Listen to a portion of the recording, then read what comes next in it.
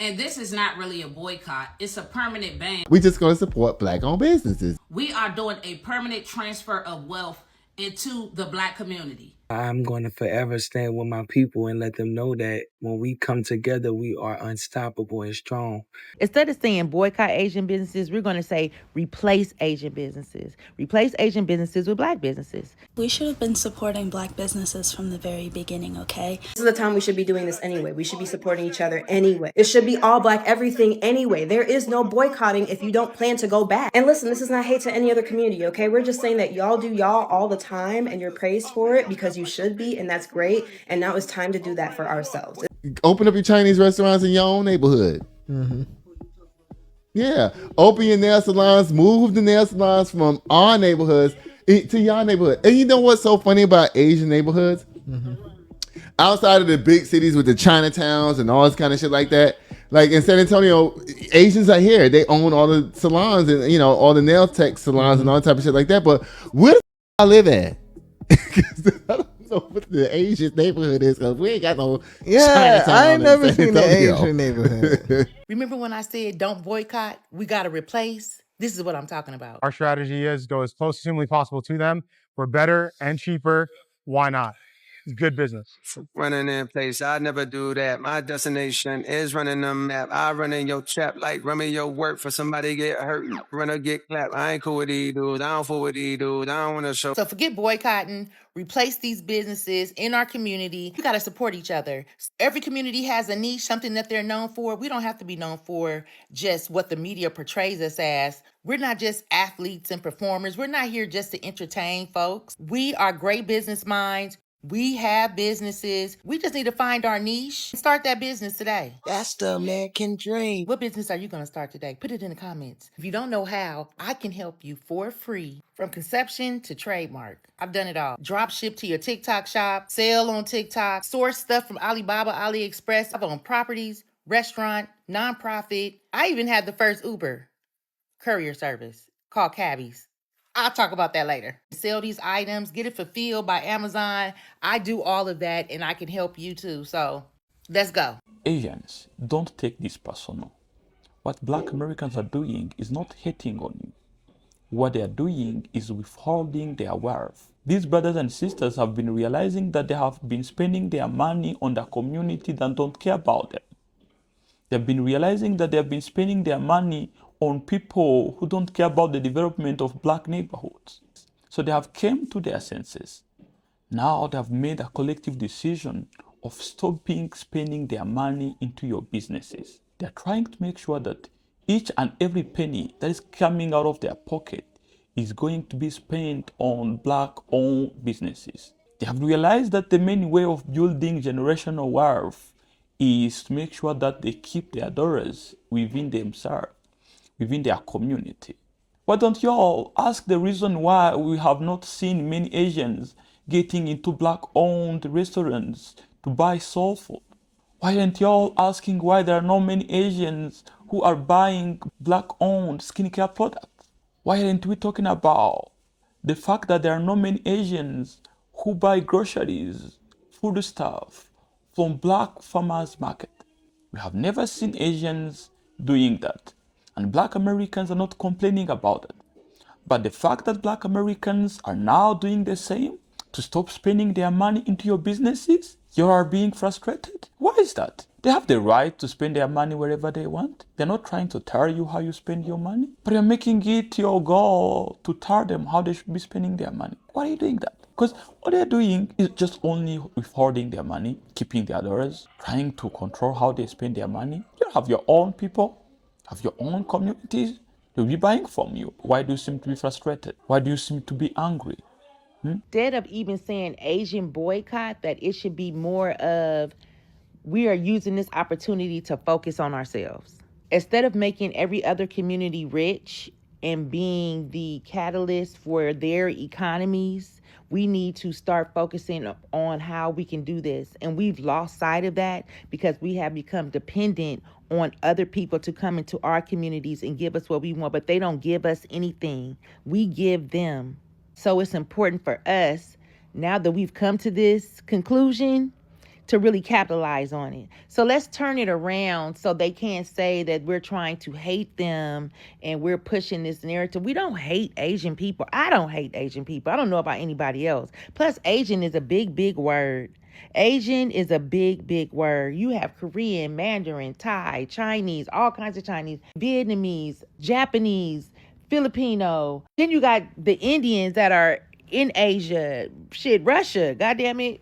Asia's big. That brush is too big for me to paint that much. I'm going to use this opportunity to start looking for more Black-owned businesses and recycling our dollars in communities where the people live where I live. So I know those dollars are going to come back some kind of way. Instead of saying boycott Asian businesses, we're going to say replace Asian businesses with Black businesses. Replace Asian businesses. Voila, you too. I'm sorry. I love your pierogies and corner store sandwiches, but you gotta go too. Sorry. And to them evil ass Dominican bodega owners in New York City, because when I visited, y'all followed us around the store and we was visiting from Atlanta, San Francisco, and y'all were assholes, complete assholes, and y'all was almost darker than me. Ugh, I hope y'all close. Definitely replace them motherfuckers. I'm not telling you what to do. This is just a suggestion.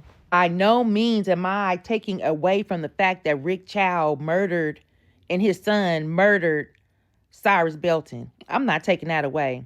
You have every right to be angry that people come into our community and don't respect us, that they think they're better than us because they have a business and that they're making money from us. They should be at our feet. Also, we should be mad at the system as well, but let's replace it. I literally had somebody ask me today, oh, you're boycotting Asian businesses? I said, what? They said, yeah, all y'all Black people. All y'all Black people is boycotting Asian businesses. I said, I'm not boycotting Asian businesses. She said, oh, you're one of those scab people. I said, no, I am not a scab. I am not a person who crosses lines or boundaries unlike yourself. I said, I will not be boycotting Asian businesses. I will be supporting Black-owned businesses and businesses of people who are aligned with treating people equally. Everything doesn't have to be negative. We can support the positive in all sides of the situation. So no, I'm not boycotting Asian businesses. I'm supporting Black-owned businesses and businesses that are supportive to Black movements. And not just Black Lives Matter, because we've seen those bumper stickers everywhere. I'm talking about you invest in your communities. If your store's there, you're also making sure that the community around your store is somewhat taken care of. I'm talking about making sure that there's not litter all around your street. Adopt a corner. I'm just saying, there's a million ways to come at things, but hate is not the way to go. Start with love. Start with support. They was looking at me like, ugh. Oh, well. Everybody keeps calling this a boycott. But baby, this ain't no boycott. No, this is a wealth transfer. Yeah, and sugar, it's long overdue. Because for generations, we've been taught that spending our dollars is just about buying a product. And baby, that ain't what it is. Every dollar is an investment in somebody else's community. Every dollar helps somebody hire employees. Yeah, buy property, build generational wealth, send their children to college, expand their business. Y'all following me? So when we intentionally decide to spend our money with businesses that don't respect us, don't invest in us, don't hire us, and don't stand with us, we're not just taking money away, we're transferring it. We're redirecting it. We're making a deposit somewhere else. Think about that. Every time you choose a Black-owned restaurant, a Black-owned beauty supply, a Black-owned contractor, a Black-owned bookstore, a Black-owned coffee shop, a Black-owned accountant, a Black tech company, baby, that's a deposit. That's a wealth transfer. And I need us to stop thinking about this as something temporary. This cannot be something we do for 2 weeks because we're angry. This has got to be a lifestyle. Because if our dollars help build other communities, imagine what those same dollars could do if we start investing in our own. Yeah, think about that. Baby, this is our first deposit. Now let's keep it up. All right, good people, drink your water, stay rooted, real, and knowledgeable. And mind your Black business. And do not worry about or concern yourself with the folks who don't want to join the movement, because there are some people who just will never stand for shit. That's why people walk all over them, because they don't stand for anything. And that's okay. That's their right. But like I said, we're not trying to convince nobody of shit, nor do we need any allies, because the black dollar is very powerful on its own. And shout out to all the business owners who have been getting an influx of all this damn business since this whole thing started.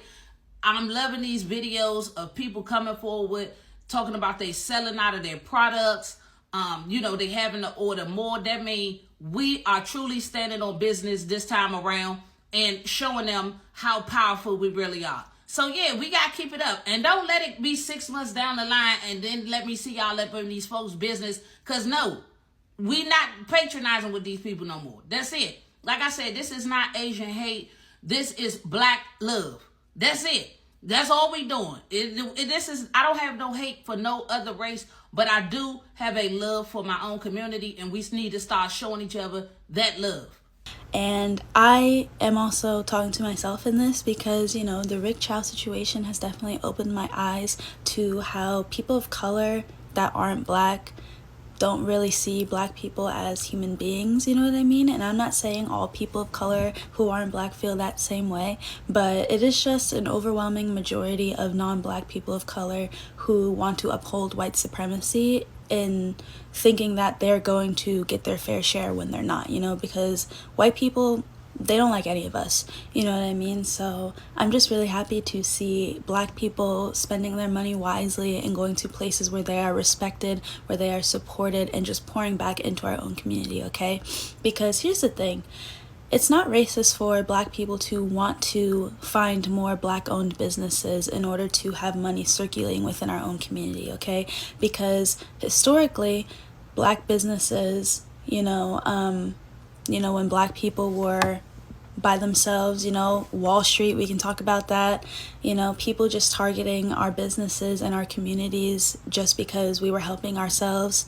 It is disgusting. It is a piece of history in America that honestly is just really heartbreaking. So I feel like since we have the choice and the resources to support each other, we should, So I am in full support of all of us supporting black businesses, and I can't wait to find more.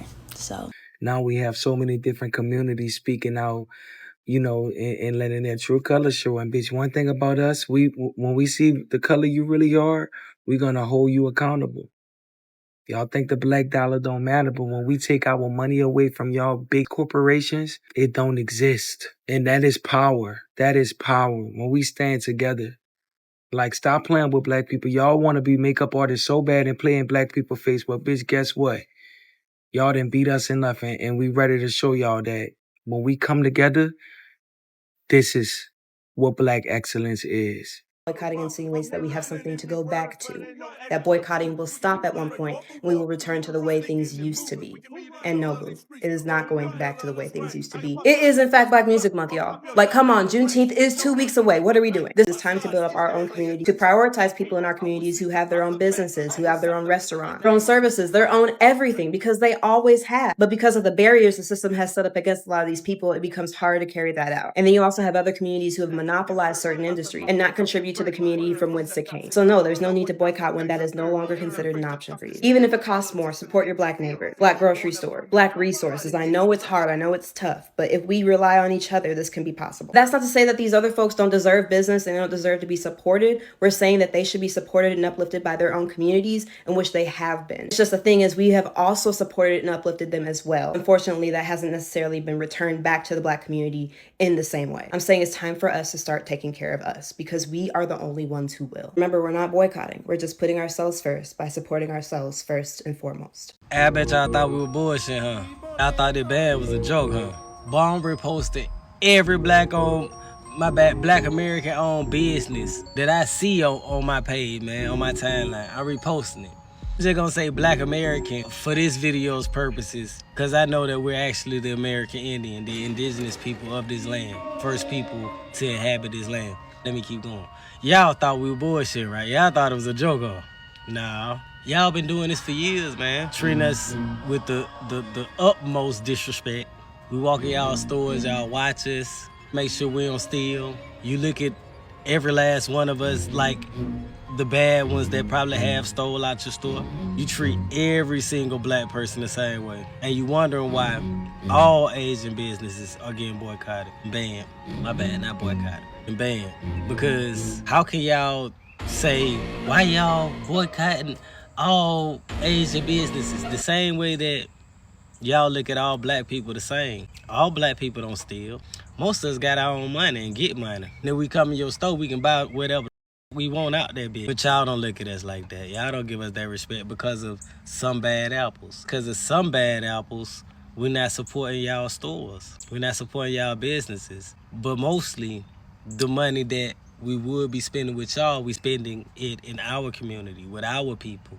Every single Black American owned business that I see, I'm reposting it. All y'all gotta do is go to my repost. It's like I got a black owned business website on my page now. I didn't even know it was that many black owned businesses. Damn, they wanna be like, damn, why we ain't been shopping with I said? I didn't even know it was that many of y'all did nails and got beauty supply stores and got vegetables and farms. What the?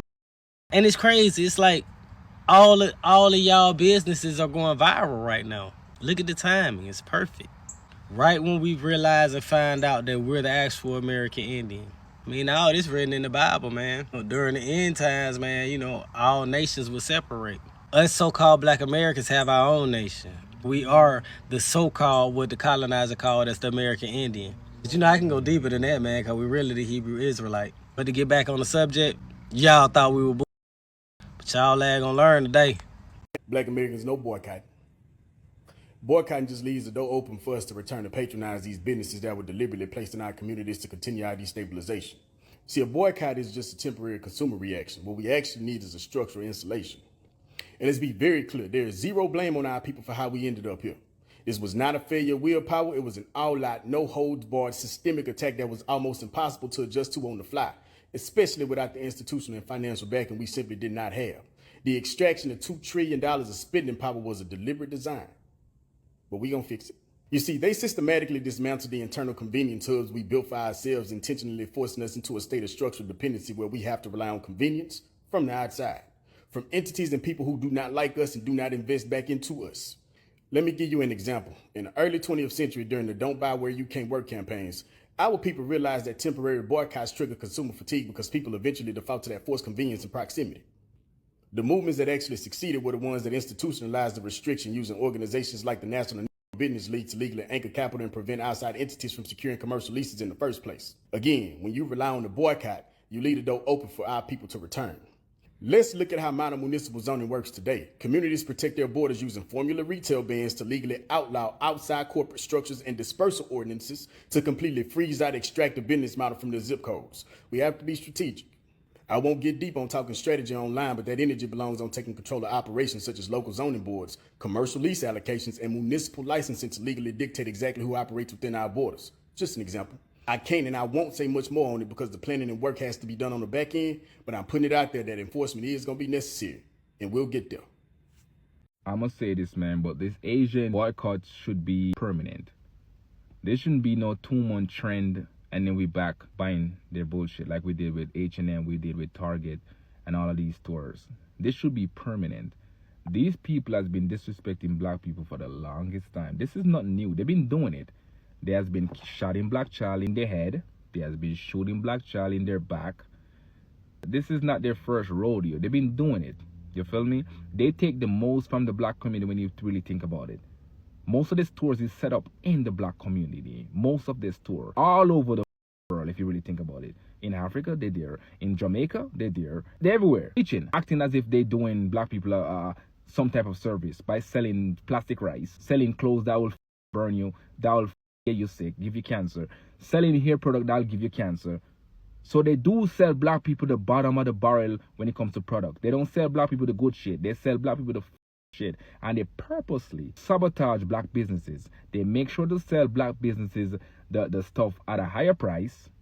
So whenever black people try to sell it back to other black people, They can't afford it, so they end up have to come back to the China man to buy it because they do it on purpose. They've been doing this shit, man. So this boycott should be permanent. This shouldn't be no temporary fix. This should be a permanent fix. This also gonna highlight more black businesses. One, this will help black people health even more because. What's up? Come on, man. They tripping, bro. As a people, bro. Like, man, hold on. I'm going in here. On the real. I ain't bullshitting. I'm in here.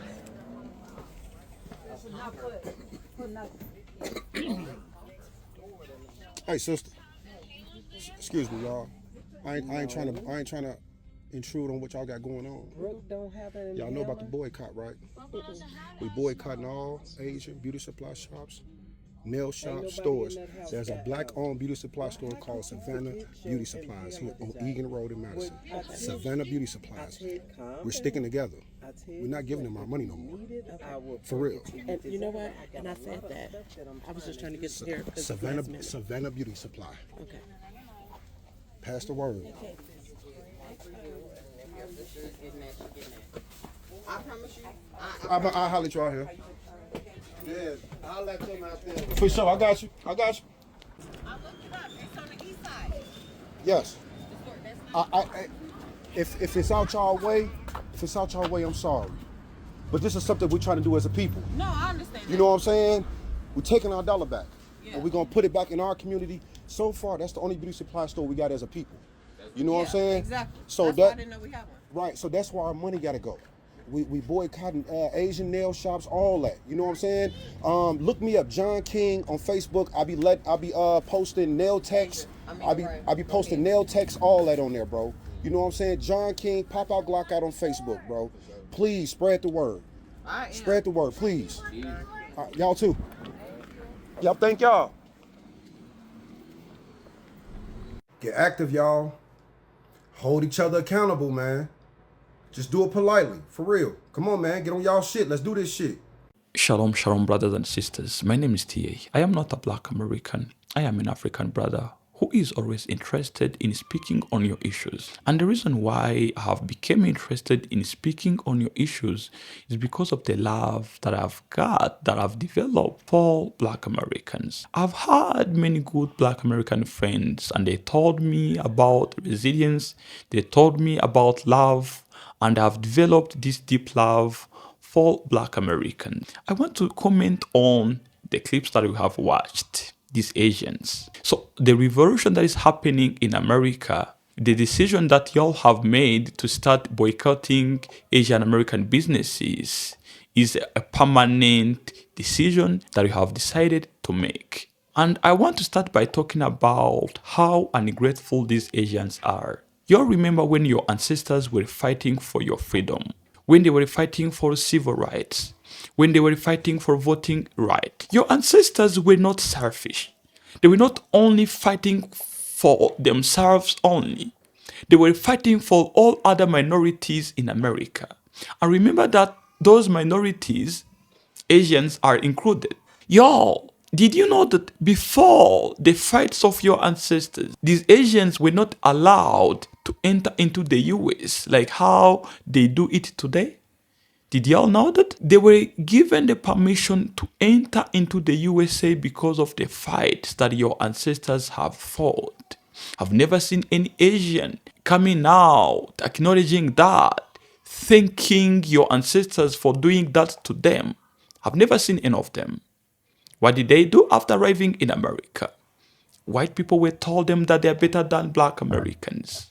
They were given this myth, modern minority myth, of how they are smarter than black Americans, of how they are more disciplined, and they accepted that myth. And they were even given more access to funds, to loans from banks that made it possible for them to start businesses in black people's neighborhoods.